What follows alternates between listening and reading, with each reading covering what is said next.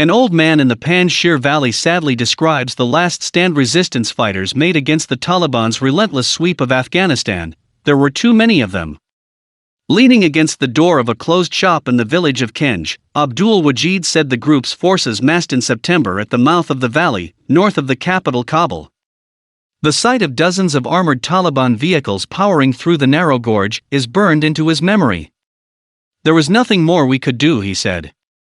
For 3 days his village and the National Resistance Forces, NRF, a mix of Panjshiri fighters and remnants of the defeated National Army had fired with heavy weapons from the rugged cliffs above the valley.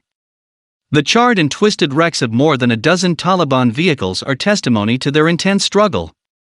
But the hardline Islamists continued their relentless advance, emboldened by sweeping victories across the rest of the country and armed with an enormous weapons arsenal seized from the Afghan army.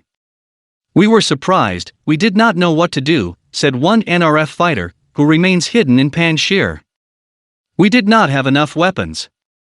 In Malaspa, a farming village surrounded by lush fields, 67-year-old Kal Muhammad said the Islamists' convoy had been so large it seemed like 1,000 vehicles full of Taliban had swept in.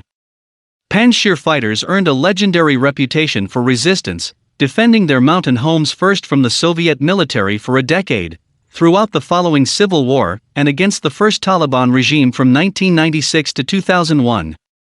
The 115-kilometer, 70-mile, valley surrounded by jagged snow-capped peaks offers defenders a natural advantage.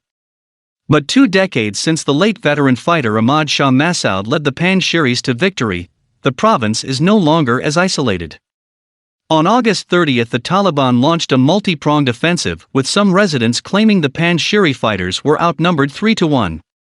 Today, the valley appears calm, with Taliban rule going well, according to several residents interviewed by AFP.